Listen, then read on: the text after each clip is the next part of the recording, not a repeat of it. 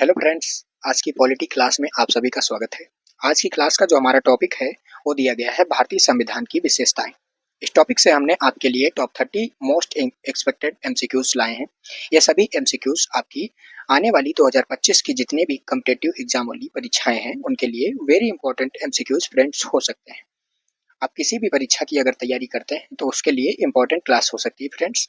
तो क्लास को में किसी भी प्रश्न को स्किप ना करते हुए क्लास को पूरी देखेंगे फ्रेंड्स अंत तक। तो चलिए आज की क्लास का जो पहला प्रश्न है स्टार्ट करते हैं आज की क्लास को पहले प्रश्न से। तो आज का पहला प्रश्न क्या दिया गया है फ्रेंड्स? भारतीय संविधान दुनिया का संविधान है। भारतीय संविधान दुनिया का क्या है? संविधान क्या है अपने यहाँ का? तो ये सबसे लंबा संविधान जो भारतीय संविधान है वो दुनिया का सबसे लंबा संविधान है। ऑप्शन बी आपका राइट आंसर है फ्रेंड्स। चलिए नेक्स्ट क्वेश्चन की ओर बढ़ते हैं फ्रेंड्स। भारतीय संविधान की प्रकृति कैसी है? अपने यहाँ की भारतीय संविधान की प्रकृति कैसी है? तो ये कठोर और लचीली दोनों प्रकार की प्रकृति है अपने संविधान की, जो अपना भारतीय संविधान है। चलिए नेक्स्ट क्वेश्चन की ओर बढ़ते हैं फ्रेंड्स। भारतीय संविधान किस प्रकार का संघ है? तो आपका राइट आंसर फ्रेंड्स है ये अर्ध संघीय संघ है भारतीय संविधान का। चलिए नेक्स्ट क्वेश्चन है फ्रेंड्स, क्वेश्चन नंबर 4 दिया गया है। भारतीय संविधान किस व्यवस्था को मान्यता देता है? जो भारतीय संविधान है अपना वो किस प्रकार की व्यवस्था को मान्यता देता है अपनी तरफ से? तो आपका राइट आंसर है फ्रेंड्स यह संसदीय शासन प्रणाली को मान्यता देता है। ऑप्शन बी आपका राइट आंसर है फ्रेंड्स 4 नंबर क्वेश्चन का। चलिए नेक्स्ट क्वेश्चन देखते हैं, क्वेश्चन नंबर 5 है फ्रेंड्स। भारतीय संविधान में किस प्रकार की न्यायपालिका है? तो आपका राइट आंसर फ्रेंड्स है ये एकीकृत न्यायपालिका है अपने भारतीय संविधान में। चलिए नेक्स्ट क्वेश्चन देखते हैं फ्रेंड्स। 6 नंबर क्वेश्चन दिया गया है फ्रेंड्स। भारतीय संविधान किस प्रकार के नागरिकता का प्रावधान करता है? भारतीय संविधान जो है वो अपने यहाँ का वो किस प्रकार के नागरिकता का प्रावधान करता है? तो आपका राइट आंसर फ्रेंड्स है ये एकल नागरिकता का प्रावधान करता है अपना भारतीय संविधान। ऑप्शन बी राइट आंसर है फ्रेंड्स। फ्रेंड्स अगर क्लास अच्छी लग रही हो तो वीडियो को लाइक जरूर कर देना, इससे हमारा हौसला बढ़ता है आपको अच्छे से समझा सकें। और चलिए फ्रेंड्स 7 क्वेश्चन देखते हैं। भारतीय संविधान का कौन सा भाग न्यायिक पूर्वावलोकन की विशेषता को दर्शाता है? भारतीय संविधान का जो न्यायिक पूर्वावलोकन है वो किस विशेषता को दर्शाता है? तो आपका राइट आंसर है फ्रेंड्स ये मौलिक अधिकार की विशेषता को दर्शाता है। आपका राइट आंसर ऑप्शन ए है फ्रेंड्स। चलिए नेक्स्ट क्वेश्चन को देखते हैं फ्रेंड्स, क्वेश्चन नंबर 8 दिया गया है आप सभी का। भारत में धर्मनिरपेक्ष राज्य की विशेषता किसमें झलकती है? जो भारत में धर्मनिरपेक्ष राज्य की विशेषता है वो किसमें झलकती है? तो आपका राइट आंसर फ्रेंड्स है ये मौलिक अधिकार में भी झलकती है और प्रस्तावना में भी झलकती है।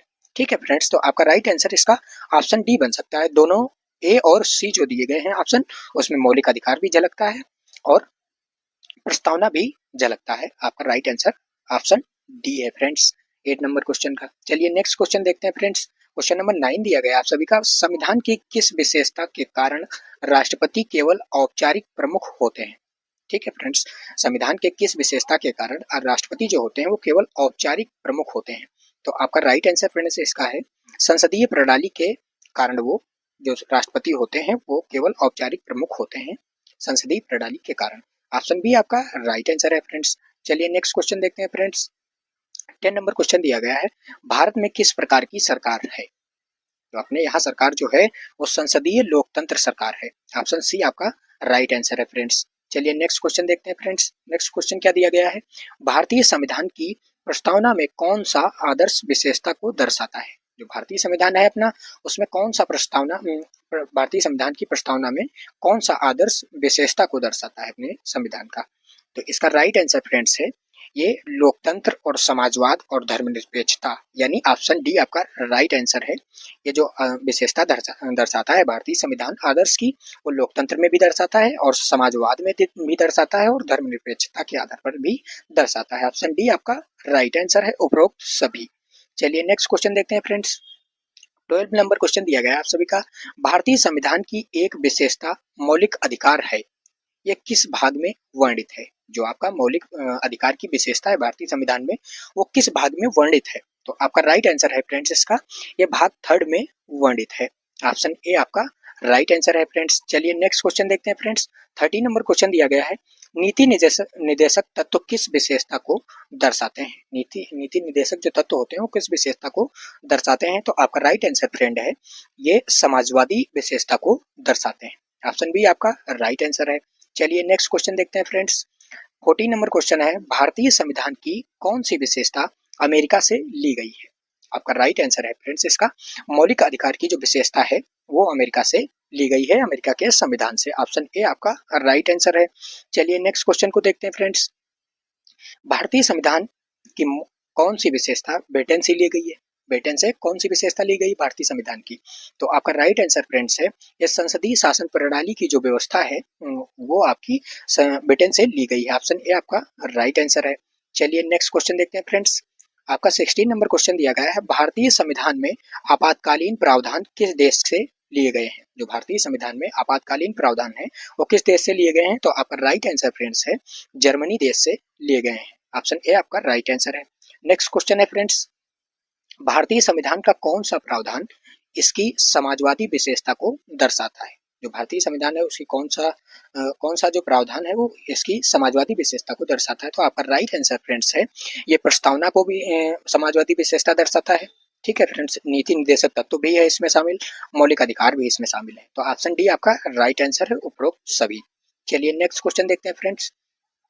भारतीय संविधान में न्याय, स्वतंत्रता, समानता, बंधुता किस विशेषता को दर्शाता है? न्याय, स्वतंत्रता और समानता, बंधुता किस विशेषता को दर्शाता है? तो आपका राइट आंसर फ्रेंड्स, लोकतांत्रिक विशेषता को ये सब दर्शाता है। न्याय, स्वतंत्रता और समानता, बंधुता को लोकतांत्रिक विशेषता दर्शाता है।